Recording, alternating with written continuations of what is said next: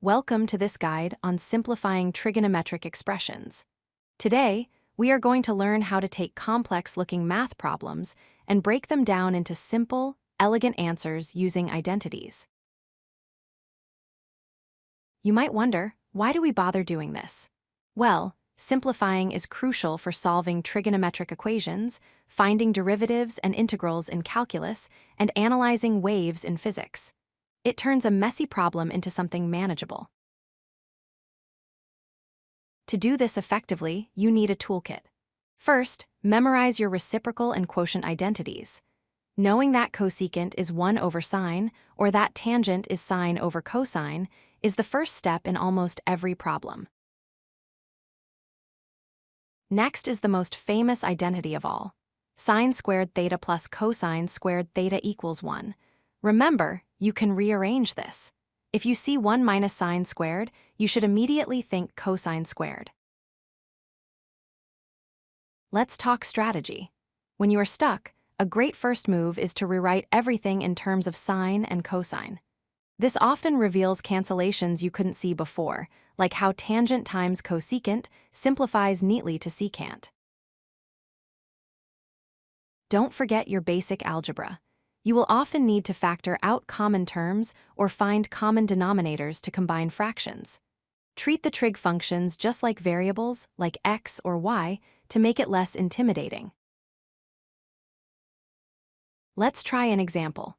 We have sine of x multiplied by the quantity cosecant of x minus sine of x. Our first move is to analyze the terms.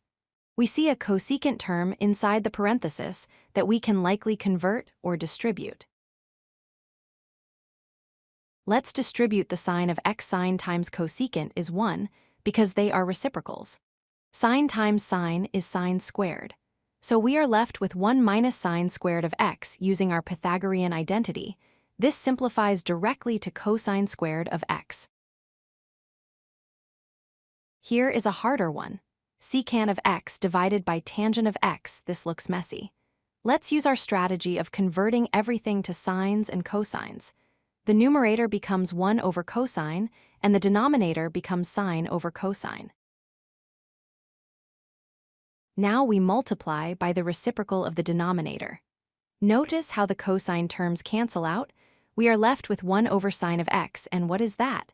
It is simply cosecant of x. We turned a complex fraction into a single function. Be careful of these common mistakes. Remember that sine squared x means the function is squared, not the angle. And never invent your own identities, like assuming you can distribute a function across addition inside parentheses. To recap, memorize your identities, try converting to sine and cosine when stuck, use your algebra skills, and always check if you can simplify further. With practice, you will start seeing the patterns instantly. If you like this video, hit that like button and don't forget to subscribe. Visit codelucky.com for more such useful content.